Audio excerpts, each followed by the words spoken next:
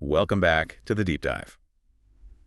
Okay, so if you're a salaried professional, steady income, Mm. you probably face this unique frustration, right? Mm. You've got money you could invest, but there's just so much advice out there. It's paralyzing. That really is information overload sometimes. Exactly. So forget the market noise today. Yeah. We're aiming to deliver a custom blueprint. We've synthesized advice specifically for you, the disciplined employee, on how to actually start investing Yeah. and do it successfully. That's right. And the core question we're tackling, it's almost existential for a lot of people. Where does a worker, someone with a consistent paycheck, actually begin? Yeah, where do you start?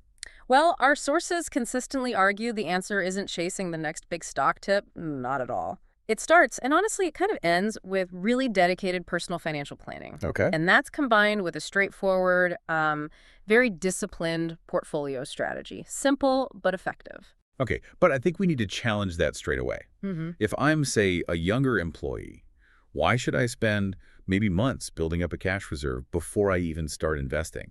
Doesn't discipline mean I should just get in there? Aren't I just missing out on returns? That's probably the number one misconception we see. Yeah. Our mission today is really to show you why that discipline, that habit, is the ultimate advantage, even more so than having a huge salary. Really? More than a high income? Absolutely. And the reason you start with planning is defense. Pure defense. If you skip that defensive step, you're exposing yourself to the biggest risk there is. Which is? Being forced to sell your investments at the absolute worst possible time. Like during a market crash when you suddenly lose your job. Ah, okay. That makes sense. So let's talk about that defense then. You call it setting your financial base camp. Exactly. Before you bring even a single dollar to the, let's face it, volatile market, Yeah. you absolutely have to secure your personal life first. Oh, yeah. This is the practical application of that famous rule number 1. Never lose money, but you apply it to your life first, not just the market. Okay, so what's the very first line of defense in this base camp? It's the emergency fund. And I can't stress this enough, it is absolutely critical, non-negotiable, really. Much are we talking? You need cash, easily accessible cash, like in a high-yield savings account, not tied up anywhere equal to about 3 to 6 times your regular monthly expenses. 3 to 6 months. And this cash, importantly, it isn't for investing. Think of it like life insurance for your finances. Right, it's a buffer. Precisely. Because if a life crisis hits, a sudden job loss, a medical emergency, whatever it is, this money stops you from being forced to sell your stocks when they're down. It shields your long-term investments from your short-term personal bad luck. Okay, emergency fund is step 1. Once that safety net feels solid, what's the next anchor? You mentioned debt. Yes. Debt. Specifically, you need to aggressively target any high-interest debt. Like credit cards. Exactly. Credit cards, maybe some personal loans, anything charging those crazy high rates, often 20, even 30% interest per year. Wow. Think about it this way. When we talk about investment returns, paying off a debt that's charging you 25% is like getting a guaranteed 25% return on your money. Risk-free. That's a great way to frame it. No stock can promise that. No way. Eliminating that expensive debt gives you an immediate guaranteed ROI.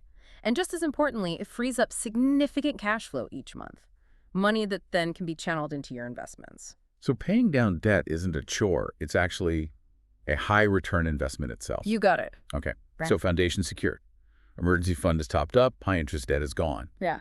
That's when you figure out the exact amount, the specific number. You're going to invest every single month religiously. Yes. And it has to be money you genuinely agree you won't need for, say, 5, maybe even 10 years or more. It needs time. Right. Long-term money. Now we can shift to offense. And this is where the salaried investor really has an edge. Okay, what's the advantage? Salaried workers typically have 2 incredibly powerful advantages that, say, speculative day traders often lack. For sure. Steady, predictable cash flow. Okay. And time. Lots of time. You have to start viewing that regular paycheck not just as income, but as your most powerful weapon against market ups and downs. Okay, I like that. Turning the paycheck into a weapon. How do we do that practically? Well, the number one strategy is something called pay yourself first.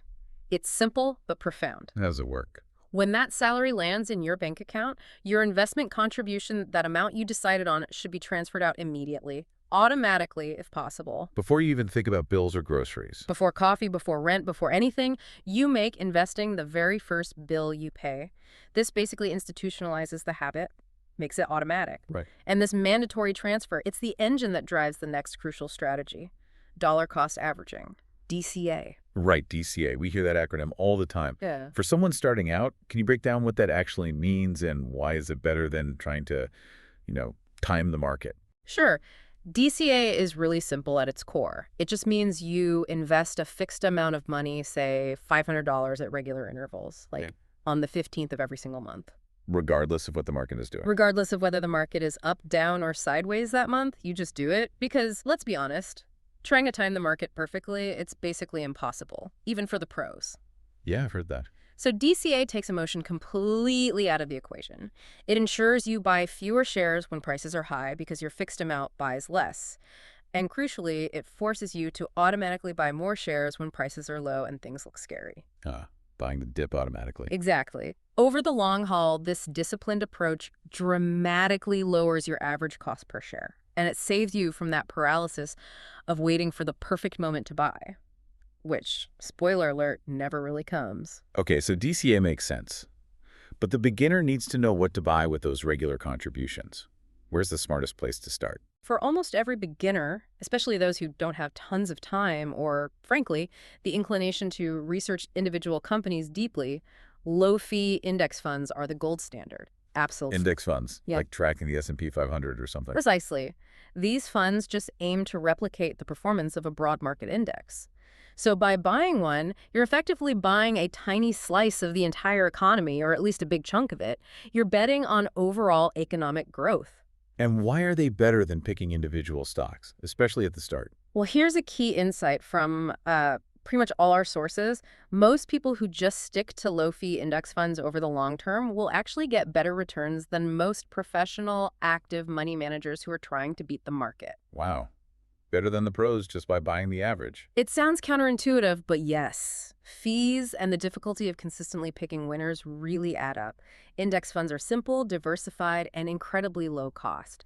It's the most powerful tool for harnessing compounding without needing specialized knowledge initially. That's a huge takeaway. Simplicity often wins in the long run. Okay, so let's fast forward. Imagine our listener. They've been doing the DCA into index funds thing for maybe 2 or 3 years. They're comfortable. Right. They've built the habit. Exactly. And now they're thinking, okay, I want to level up. I want maybe start picking some individual stocks. Yeah. How do they bridge that gap from simple index tracking to, intelligent stock picking? Okay, this is a big step, and it requires a fundamental shift in mindset.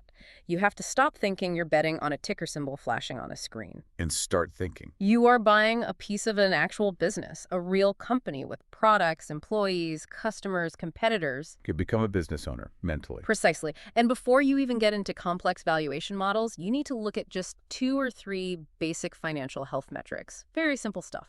Like what? Look at the PE ratio, the price-to-earnings ratio. It gives you a rough idea of how much investors are willing to pay for each dollar the company currently earns. Is it super high compared to competitors or reasonable? Okay, PE ratio. What else? Look at revenue growth. Are sales actually going up over time, consistently? Or are they stagnant or declining? It sounds basic, but if you can't answer simple questions like these about a business, you probably shouldn't be buying its stock yet. That's a very practical filter. Get the basics down first. Once they grasp those, what's the kind of core philosophy for choosing which individual businesses to analyze further?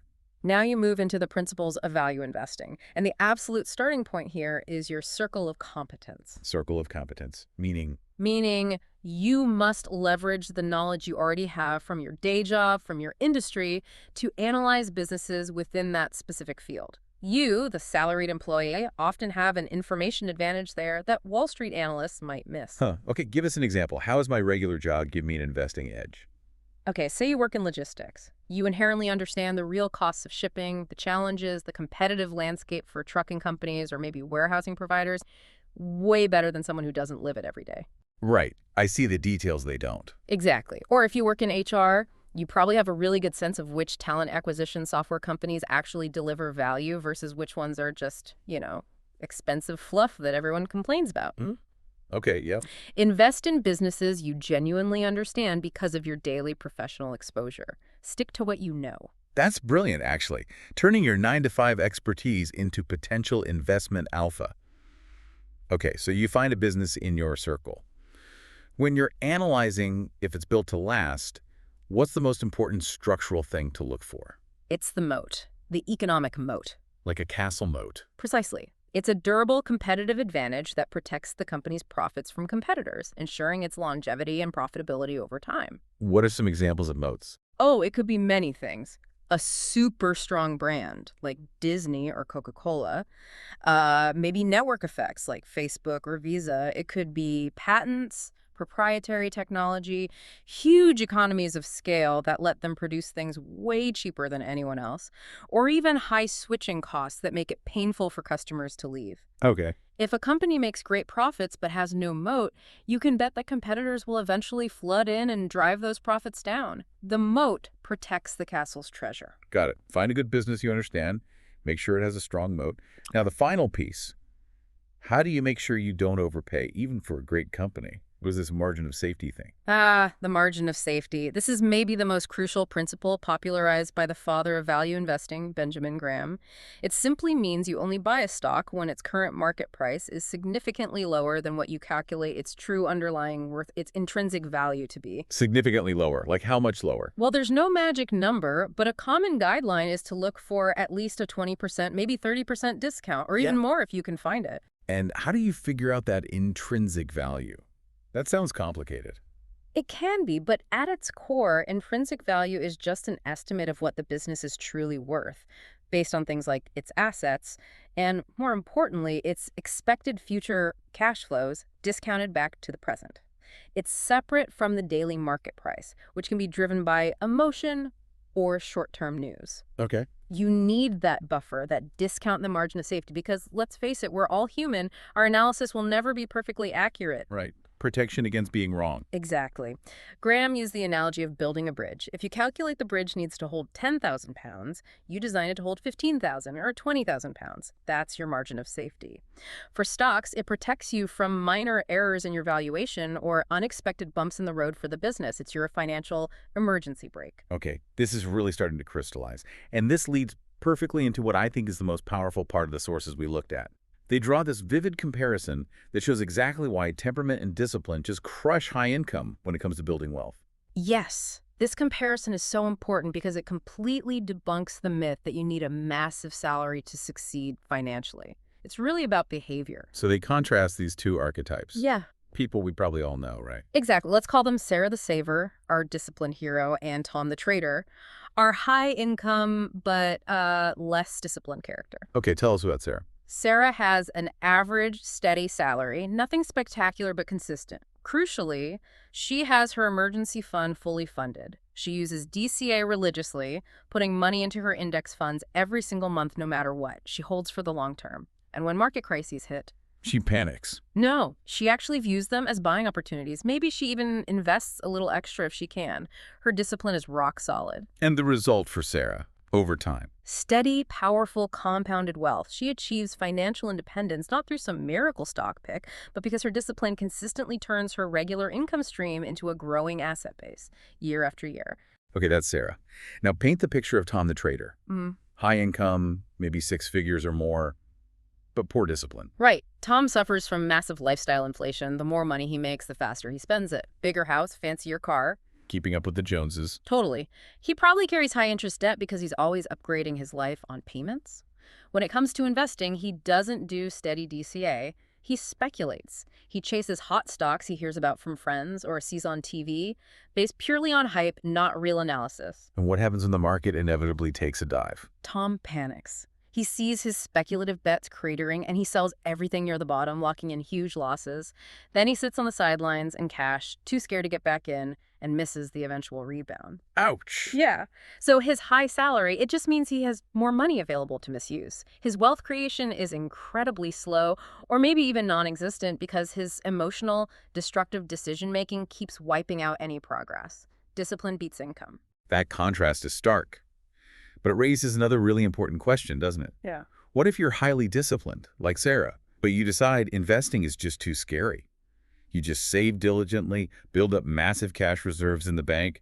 You'll certainly live a stable life, right? Yeah. Protected. You absolutely will survive. You'll likely be financially stable day to day. But, and this is a big but, You will continuously lose the war against inflation. A silent enemy. Exactly. Every single year, the purchasing power of those savings erodes. The cash you stash away today will buy significantly less stuff by the time you actually need it in retirement, maybe 20 or 30 years down the line. So just saving isn't enough. Our sources are crystal clear on this. If you only save, you will almost certainly have to work much longer to afford the retirement you want, because that nest egg, in real terms, keeps shrinking. Saving ensures stability, yes. But investing, disciplined investing, is what creates the potential for true financial freedom. So bringing it all together, what does this really mean for the salaried investor listening to us right now? It means investing isn't some optional add-on for the rich. It's the essential mechanism. It's the tool that allows you to translate your strong personal discipline, the very discipline your job probably demands every day, into real long-term financial freedom. How so? By allowing your capital, your savings, to actually work for you even while you sleep. It's how you fight back against that relentless erosion of inflation and actually grow your purchasing power over time. Okay, so we've laid out the roadmap. We really have. Yeah. Secure your personal financial foundation, first that emergency fund, ditching high-interest debt. Then, start simply and systematically. Index funds via dollar-cost averaging is usually the best first step. All right. And only then, if you're interested, slowly build your knowledge within your own circle of competence before you even think about venturing into individual stocks using those value principles like Moat and margin of safety. And what about for someone listening who thinks, oh man, I'm already 45 or 50, I've missed the boat. Is it too late? Absolutely not. The sources offer real encouragement here. There's really no too late to start making smarter decisions. Yes, you might have missed some early compounding years. That's true. Which is a downside. It is. But you often gain in two other massive areas later in life. First, you likely have higher starting capital to invest than a 20-something does.